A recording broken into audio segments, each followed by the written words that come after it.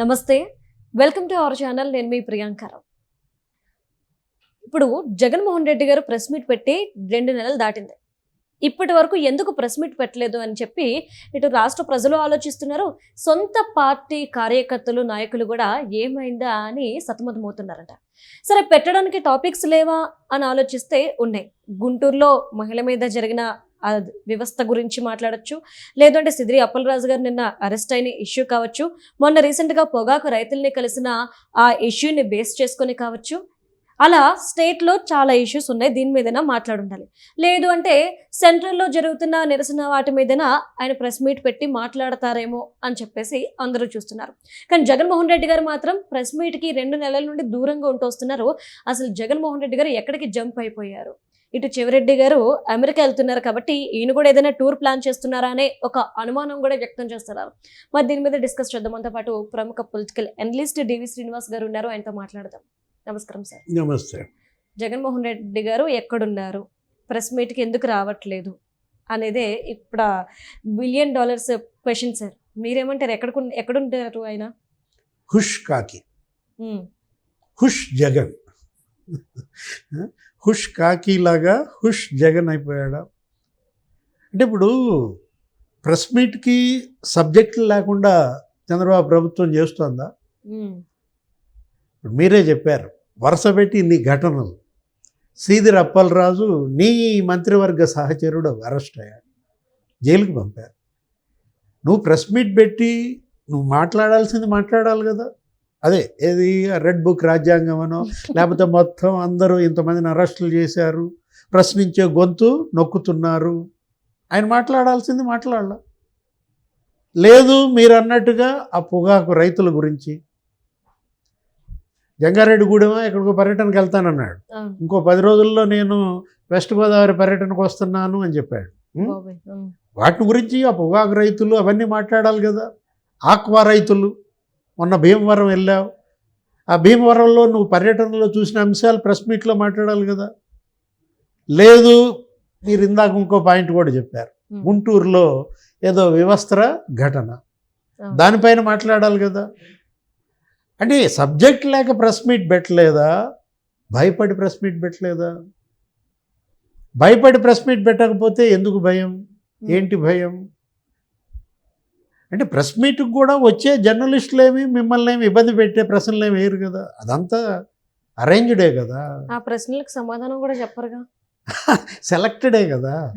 వచ్చిన జర్నలిస్టులు కూడా నువ్వు చెప్పిన, మీరు టిక్కు పెట్టిన జర్నలిస్టులనే పిలుస్తారు, మీరు అడగమన్న ప్రశ్నలే వాళ్ళు అడుగుతారు. అదే ఎందుకని పెట్టలేదు అంటే మనకు కనపడుతోంది అదే. దేశం మొత్తం కాక్రోచ్. అసలు ఇన్ని బొద్దింకలు ఉన్నాయా మన దేశంలో అని మనకే ఆశ్చర్యపోయే పరిస్థితి. ఇవాళ ఢిల్లీ మొత్తం నిండిపోయింది, జంతర్ మంతర్ మైదాన్ మొత్తం జనం విపరీతంగా ఉన్నారు. యూత్ జంజీ నిలదీస్తున్నారు. అదే నీట్ పరీక్ష, లేకపోతే ధర్మేంద్ర ప్రధాన్ రాజీనామా, వాళ్ళు డిమాండ్ చేస్తున్నారు. ఇప్పుడు కేంద్ర మంత్రులు వాళ్ళు చర్చలకు పిలిచారు. జేపీ నడ్డా ఇటు CJP ప్రతినిధులతో భేటీ, చర్చలు. వాళ్ళు ఏదో 3 డిమాండ్లు అడిగారు. 2 డిమాండ్లు ఒప్పుకున్నట్టుంది కేంద్రం కూడా. ధర్మేంద్ర ప్రధాన్ రాజీనామా విషయం వాళ్ళు ఒప్పుకున్నట్లేదు, అక్కడ మెలుకబడింది. మరి రేపొద్దున రమ్మన్నారు. అరే, దేశవ్యాప్తంగా నిరసనలు జరుగుతున్నాయి. ఏది అన్ని రాష్ట్రాల్లో CJPకి మద్దతుగా ధర్మేంద్ర ప్రధాన్ రాజీనామా కోరుతూ రాష్ట్రాలు, అన్ని రాష్ట్రాలు, ఇక్కడ కూడా, ఎక్కడ హైదరాబాద్లో కూడా, తెలంగాణ అప్పుడు ఏది KTR పాల్గొన్నాడు. ఆయన పుట్టినరోజు నాడే పాల్గొన్నాడు. ఇవాళ పుట్టినరోజు అండి KTR. ఆ ఇందిరా చౌక్ ఏదో ధర్నా చౌక్లో పాల్గొని అసలు అతను డిమాండ్ చేస్తున్నాడు, పోలీస్ జులుం నశించాలి, లేకపోతే ధర్మేంద్ర ప్రధాన్ రాజీనామా చేయాలి అని. KTRకు ఉన్న ధైర్యం జగన్మోహన్ రెడ్డికి లేకుండా పోయిందా? అంటే జాతీయ రాజకీయాలు, లేకపోతే నీట్ అవకతవకలు, లేకపోతే CJP గురించి మాట్లాడాల్సి వస్తుందని ప్రెస్ మీట్ పెట్టలేదా? మాట్లాడితే ఎక్కడైనా అరెస్ట్ అవుతాడేమోనన్న భయమే ఉండొచ్చు కదా సార్. అంటే మై భీ కాక్రోచ్ హూ అన్నావుగా అప్పుడు, ఆ మధ్య ఇప్పుడు గుర్తుందా? అంటే మై భీ కాక్రోచ్ హూ అన్న ప్రెస్ మీట్ తర్వాత ప్రెస్ మీట్ పెట్టలే ఈ కాక్రోచ్. జగన్ కాక్రోచ్ ఎక్కడా చెప్పు. ఇప్పుడు ఎతుకుతున్నారు, అందరూ ఎతుకుతున్నారు. కొట్టారా ఏంటి, ఆల్రెడీ హిట్ ఏమన్నా? నువ్వు సరే. అంటే ఏ కలుగులో దాక్కుంది ఈ కాక్రోచ్? అంటే ఇప్పుడు భయపడి ప్రెస్ మీట్ పెట్టలేదా? ధర్మేంద్ర ప్రధాన్ రాజీనామా డిమాండ్ చేయమని పెడతానికి ఏంటి నీకు భయం? అక్కడ బీఆర్ఎస్ డిమాండ్ చేస్తుంది, వర్కింగ్ ప్రెసిడెంట్ కేటీఆర్. అన్ని రాష్ట్రాల్లో ప్రతిపక్షాలన్నీ డిమాండ్ చేస్తున్నాయి. అసలు జగన్మోహన్ రెడ్డి ఏంటి, అసలు అతను అధికార పక్షమా ప్రతిపక్షమా తెలీదా? అంటే అది కాదు $1 మిలియన్ క్వశ్చన్ ఇదంటావా? ఇప్పుడు ఆయన ఎన్డీఏలో ఉన్నారా, ఇండియా కూటమిలో ఉన్నారా? అంటే ఏ రాయి అయితే పొలరాలు కొట్టుకోవటానికి అంటావా?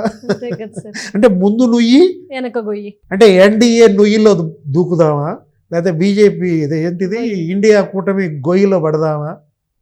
బైబిల్ ఏం చెప్తుందంటే అమ్మా, అంటే ఆయన బైబిల్ చదివితే సంగతి, ఆయన ఏమని చెప్తాడు, 4 గోళ్ల మధ్య నేను బైబిల్ చదువుతాను అని చెప్పినట్టున్నాడు. బైబిల్ ఏం చెప్పుద్దంటే, ఉంటే వేడి నీళ్ళలాగా ఉండు, లేకపోతే చన్నీళ్ళలాగా ఉండు, గోరువెచ్చని నీళ్ళలాగా ఉండదు. గోరువెచ్చని నీళ్ళలాగా ఉంటే నీ మీద ఉమ్మేస్తా అంటారు. అంటే ఉంటే ఇండియా కూటమిలో ఉండు, లేకపోతే ఎన్డీఏ కూటమిలో ఉండు. ఈ గోడ మీద పిల్లేంటి, అక్కడేగా ఉమ్మేస్తోంది జనం. జగన్మోహన్ రెడ్డి మీద జనం ఎందుకు ఉమ్మేస్తున్నారంటే బైబిల్లో ఉన్నది అదే. ఉంటే వేడి నీళ్ళలా ఉండాలి, లేకపోతే చన్నీళ్ళలా ఉండాలి. అటు ఇటు గారి పార్టీయా? Thank you so much.